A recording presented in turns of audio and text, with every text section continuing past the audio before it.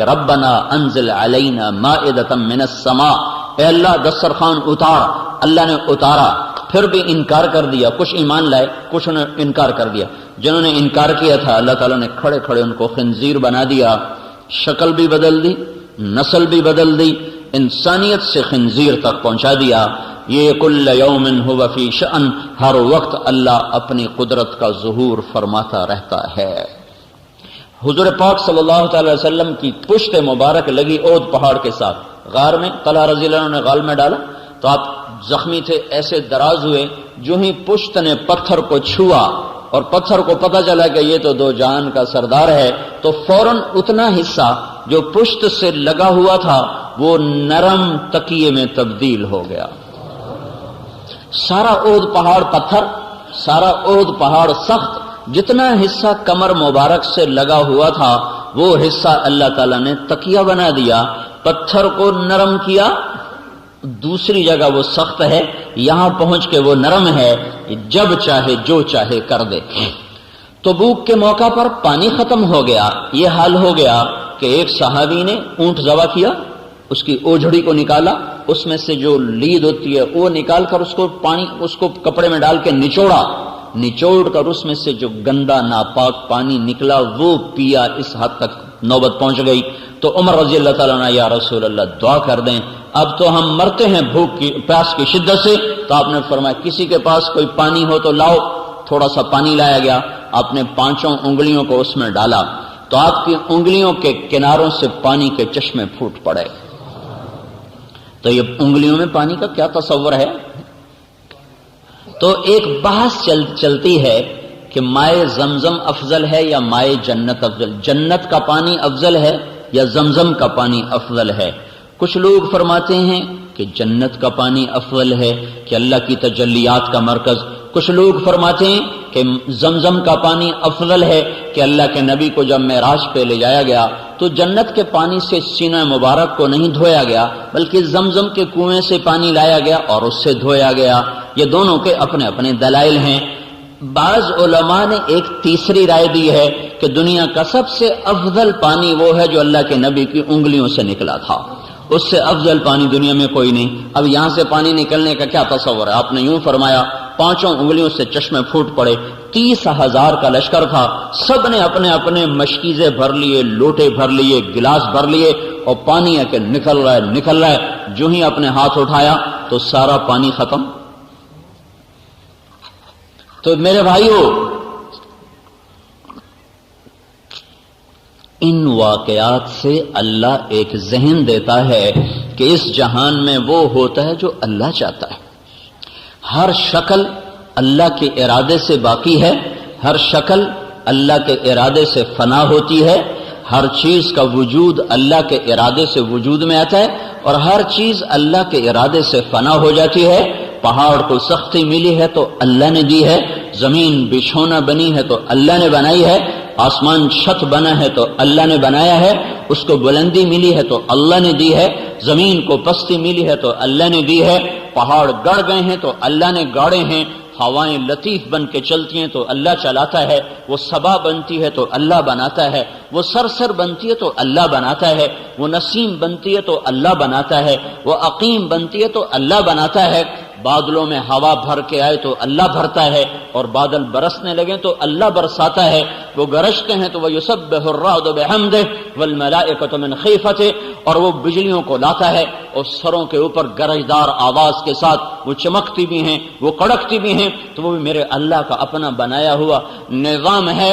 کسی چیز میں جو بھی ہمیں نظر آتا ہے آسمان والے کا ہے، چاند ٹھنڈک لے کر آیا اور سورج گرمی لے کر آیا اور تارے جھل ملانا لے کر آئے، اور بہار ایک خنک ہوائیں، بہار ایک خوبصورت موسم بن کر آیا، بہار کا موسم ایک خوبصورت موسم بن کر آیا، اور آج کی خزاں وہ ہڈیوں میں سردیاں اترتی ہوئی نظر آئیں، اور فروری میں شگوفے پھوٹتے ہوئے نظر آئے، اور دسمبر میں پتے جھڑتے ہوئے نظر آئے، اور پھلوں میں رس بھرتا چلا گیا، اور کہیں پھل کڑوا بن گیا، کہیں کسیلا بن گیا، کہیں میٹھا بن گیا، کہیں ترش بن گیا، کہیں کاشوں میں رس، کہیں دانوں میں رس، کہیں گودے میں رس، کہیں گٹھلی کے بغیر، کوئی گٹھلی کے بغیر، ایک ایک دانے کے ایک ایک دانہ انار کا کیسے میرا رب بناتا ہے، پھر اسے کیسے پردوں میں لپیٹتا ہے، پھر اسے کس خوبصورت انداز میں پیک کرتا ہے، پھر اس پر کیسی خوبصورت پیکنگ بناتا ہے، پھر اس کو کیسے شاخ کے ساتھ لٹکاتا ہے۔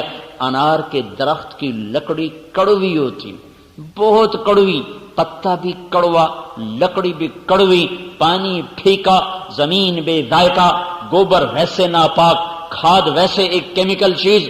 یہ کون ہے جو اس دانے کو سرخ کرتا ہے، پھر اس میں رس بھرتا ہے، پھر اس میں چمک پیدا کرتا ہے، پھر اسے شفا کا سبب اور ذریعہ بناتا ہے۔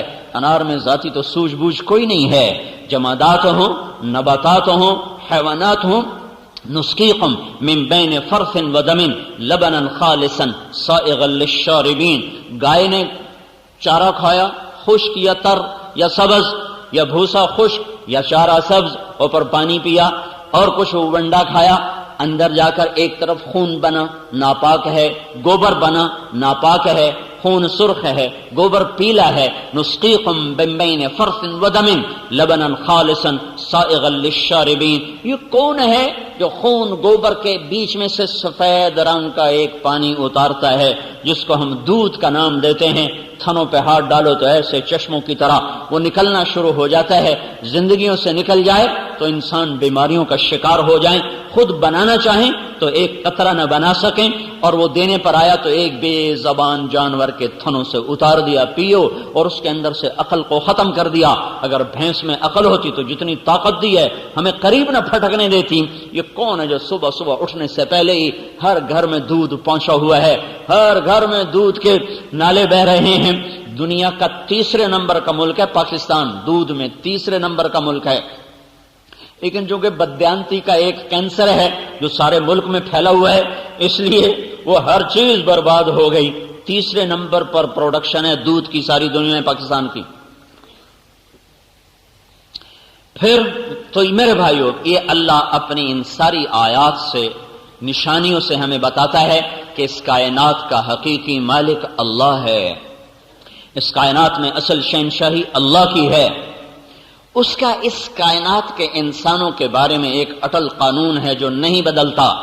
فَلَن تَجِدَ لِسُنَّةِ اللَّهِ تَبْدِيلًا وَلَن تَجِدَ لِسُنَّةِ اللَّهِ تَحْوِيلًا سُنَّةَ اللَّهِ الَّتِي قَدْ خَلَتْ فِي عِبَادِهِ۔ میرے اللہ کا ایک قانون ہے، ایک طریقہ ہے، ایک سنت ہے جو ہمیشہ سے ہے، آج بھی ہے، آئندہ بھی رہے گا۔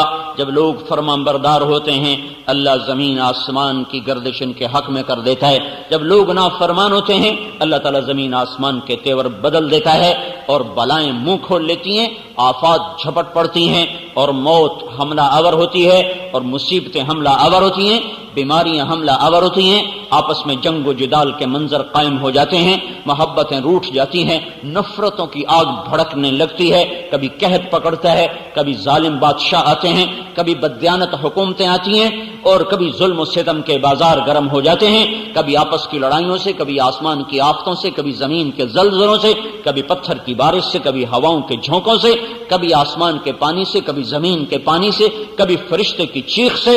یہ میرے رب کے لشکر ہیں جو ہمارے خلاف استعمال کرتا ہے جب انسان اللہ کے نافرمان ہوتے ہیں۔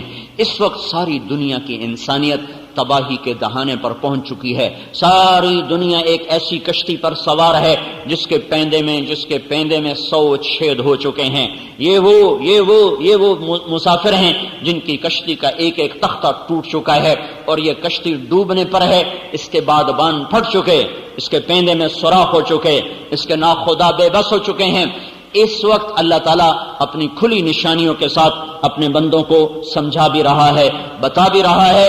اس دھرتی پر جب نافرمانی انتہا پر چلی جائے، جب زنا کے بازار گرم ہو جائیں، جب سود اور شراب عام ہو جائے، جب ناچ و گانا عام ہو جائے، جب ماں باپ کی نافرمانی گھر گھر میں ڈیرے ڈال لے، جب گانے کی محفلیں گھر گھر میں ہونے لگ جائیں، اور جب سود کی سربا فلک عمارتیں کھڑی ہو جائیں،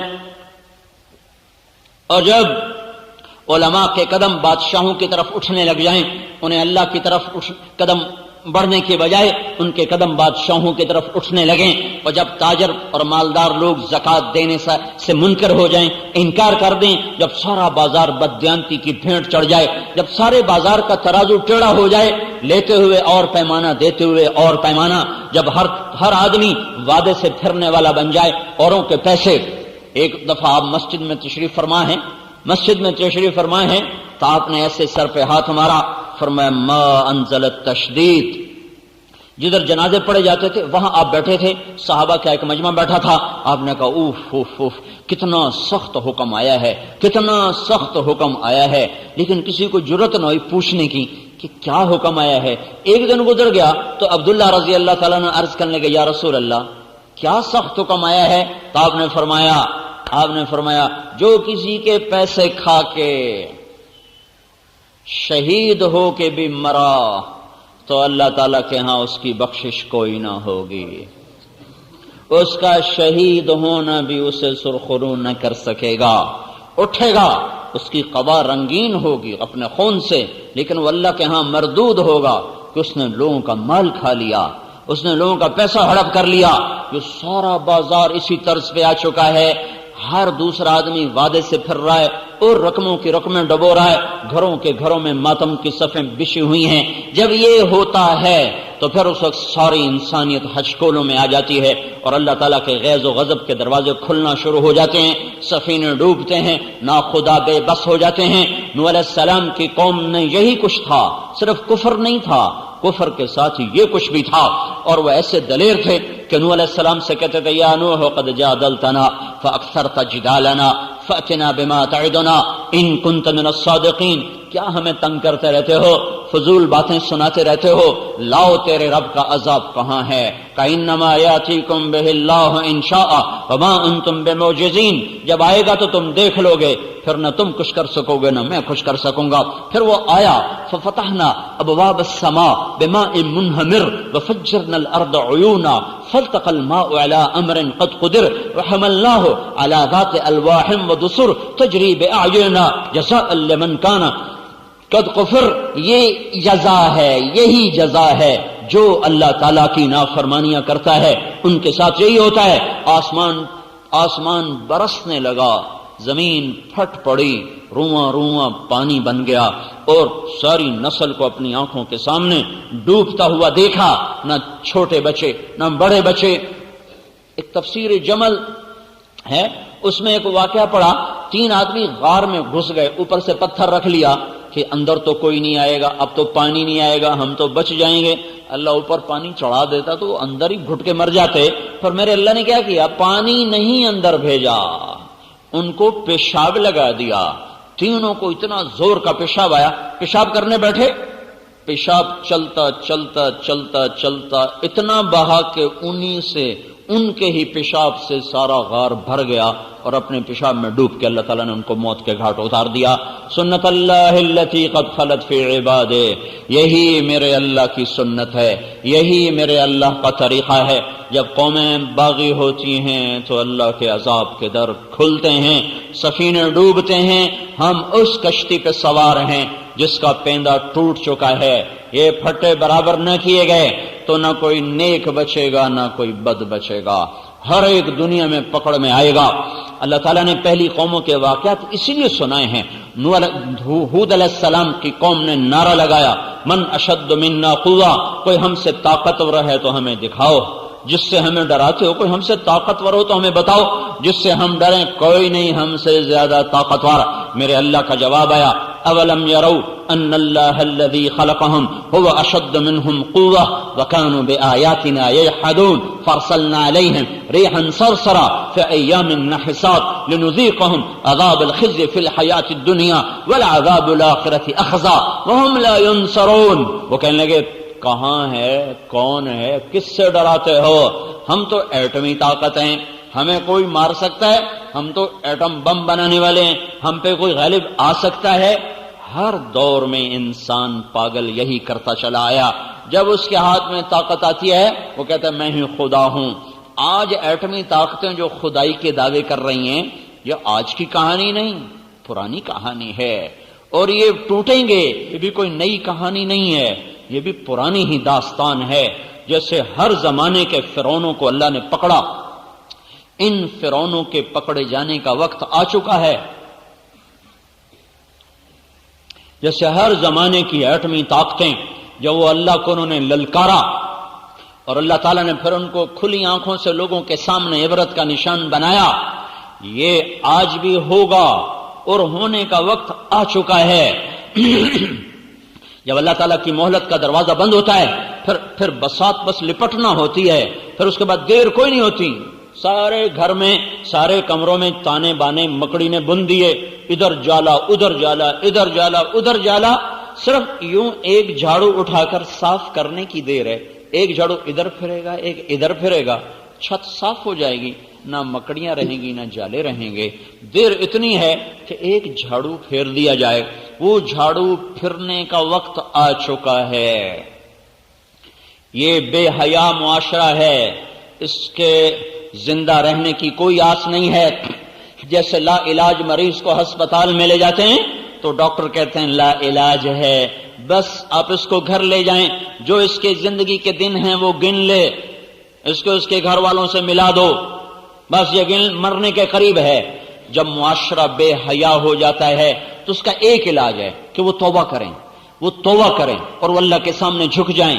اگر وہ توبہ نہیں کر رہے اور اگر وہ اللہ کی طرف نہیں جھک رہے تو یہ اب اللہ کے جا پکڑ میں آ چکے ہیں. اذا رأيت الله عز وجل يؤتي العبد على معاصيه من الدنيا فإنما هو استدراج. دنیا کھل رہی ہو، نافرمانی بڑھ رہی ہو تو یہ اللہ کا فضل نہیں ہے، یہ اللہ کی پکڑ ہے. اللہ ان قریب ان کو پکڑنے والا ہے. ہر دور میں قوموں نے یہی کہا، ہاں وَمَكَرُوا مَكْرًا وَمَكَرْنَا مَكْرًا وَهُمْ لَا يَشْعُرُونَ. ایک صالح علیہ السلام کی قوم ہے، وہ کہہ رہی تم اس کا قصہ نمٹاؤ، یہ صالح کو ہی ختم کرو جو آج کے ہمیں روز نصیحتیں کرتا ہے، تم اس کا قصہ نمٹاؤ اور رات کو آؤ اور اس کا صفایا کرو. اب بس پھر اپنے موج میلا کرو. مَكَرُوا مَكْرًا وَمَكَرْنَا مَكْرًا وَهُمْ لَا يَشْعُرُونَ. فانظر كيف كان عاقبة مكرهم أنا دمرناهم وقومهم أجمعين فتلك بيوتهم خاوية بما ظلموا إن في ذلك لآية لقوم يعلمون.